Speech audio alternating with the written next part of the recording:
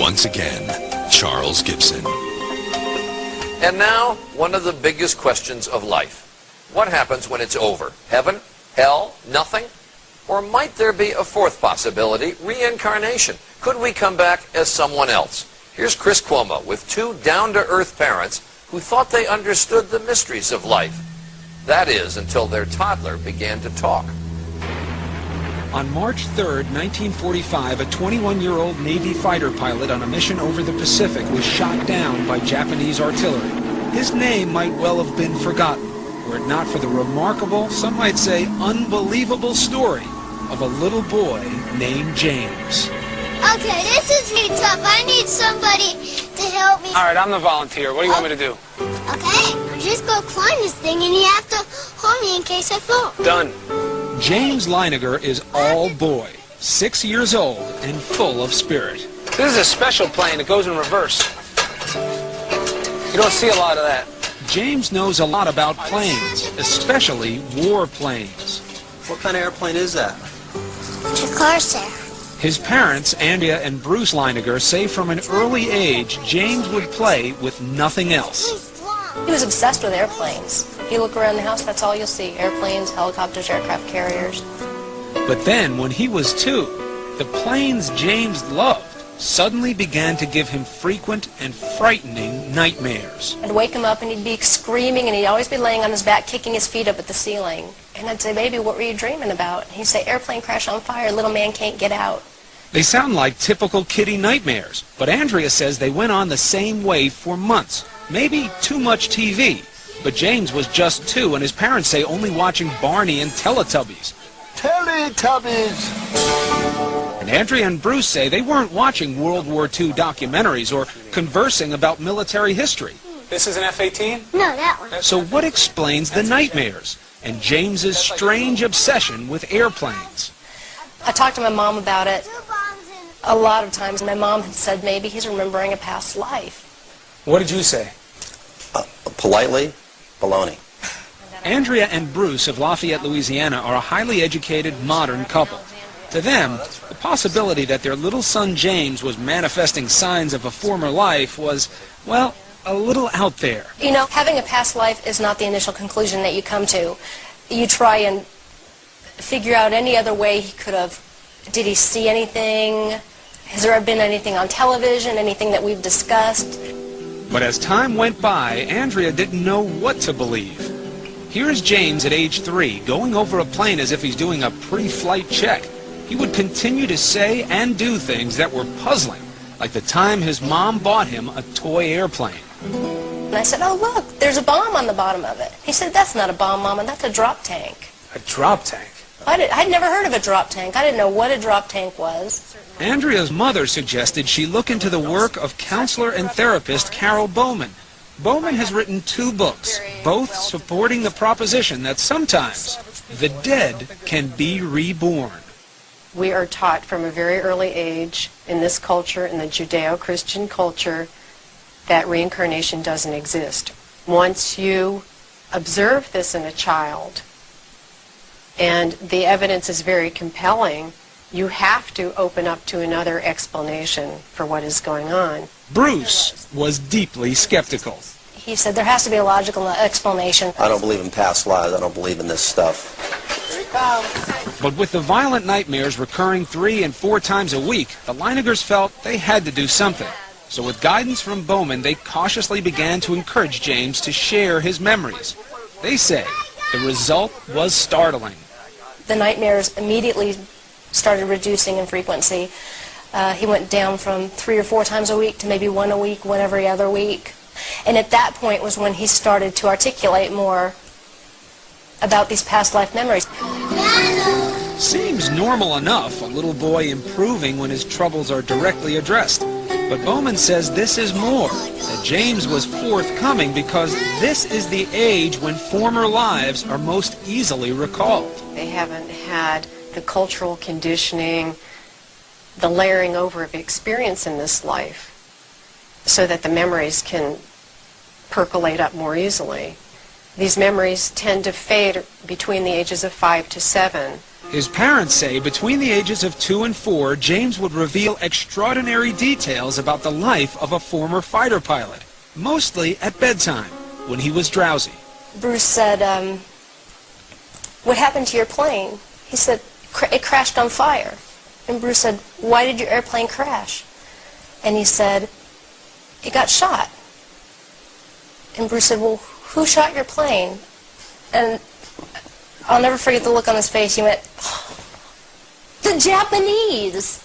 Still, despite these extraordinary stories, Bruce remained dubious. Almost to prove they couldn't be true, he began to piece together the details James was sharing. And what he found, he says, shook him to the core. For in many instances, the stories appeared to match the facts. James seemed to be recalling real events, real people, in the life of a man who'd been dead for almost 60 years.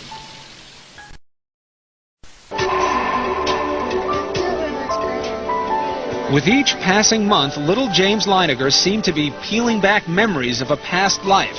Ooh, hey. Vivid memories that scared and astonished his parents. Bruce had always said, what kind of plane did you fly? And he said, a Corsair. Yeah. He said a Corsair? He said the word Corsair. Mm-hmm. Not only did James remember flying a Corsair, he demonstrated knowledge of the plane's peculiarities, like the time he was flipping through a book about planes when he was 4. And he got to the Corsair, and he said, that's a Corsair. And he goes, you know what? They used to get flat tires all the time.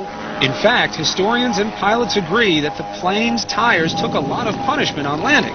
Of course, this is a fact that could easily be found in books or on TV. But then, James began to offer up the kinds of specific details his parents say are harder to explain away. Another night, Bruce had come in and he said, do you remember where your plane took off? And he said it took off of a boat. Do you remember the name of your boat? Natoma. Do you remember what your name was? And he'd always say, James. His name is James. It never really occurred to us. We thought he just wasn't understanding the question. So I said, do you remember any friends or anyone else that you flew with? And he said, Jack Larson. Bruce began doing some research. Almost immediately, he discovered that the Natoma was an actual ship, a small aircraft carrier in the Pacific called the Natoma Bay. And Jack Larson, the Navy buddy little James recalled? Well, it turns out there was a pilot named Jack Larson who served aboard the Natoma Bay. In fact, he's alive and well and living in Arkansas. And it was like, holy mackerel. I mean, really, you could have poured my brains out of my ears. And I just couldn't believe it. And there were more clues. Around this time, James began signing crayon drawings and other artwork, James 3. One day I asked him why he's calling himself James 3. It was because I'm the third James. And every once in a while you ask him that today, and he'll still say the same thing. And one day, while leafing through a new book about the Battle of Iwo Jima, Bruce turned to an aerial photo of the Pacific Island. James was seated nearby. He pointed to it and he goes, Daddy, that's where my airplane was shot down. And I said, what? That's my airplane got shot down there, Daddy. And I just went blank. I couldn't say anything. By then, Bruce had become a man possessed, searching the internet, combing through military records, and interviewing men who served aboard the Natoma Bay. Finally, a breakthrough. He learned that there was just one pilot from the squadron killed at Iwo Jima. That pilot, James M. Houston, Jr.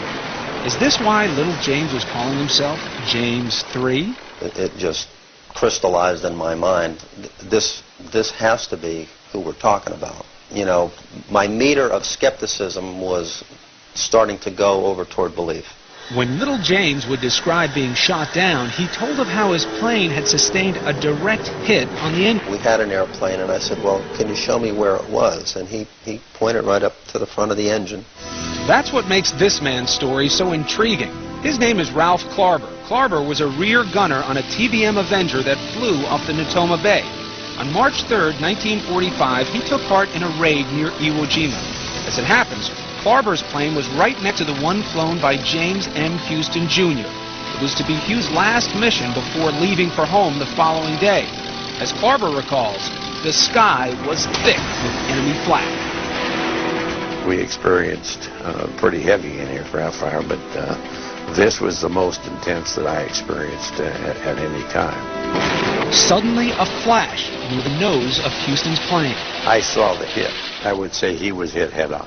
Yeah, right on the middle of the engine. Just as little James had described it. So what do you believe now about your son James? I believe that he had a past life. I believe that in his past life he was James M. Houston Jr. And he came back because he wasn't finished with something. And that's essentially what I believe. Dear Bruce and Andrea. And he's not the only one. This past October, the Leinegers received a letter from a woman named Ann Barron, the sister of pilot James Houston. Andrea and Bruce had contacted her about their little boy. Barron heard about what young James was saying, and she believes. All of this is still overwhelming. I can only imagine how it has affected you, but I believe, with my love to you, Anne. The child was so convincing and coming up with all these things that there's no way in the world he could know, unless there is a spiritual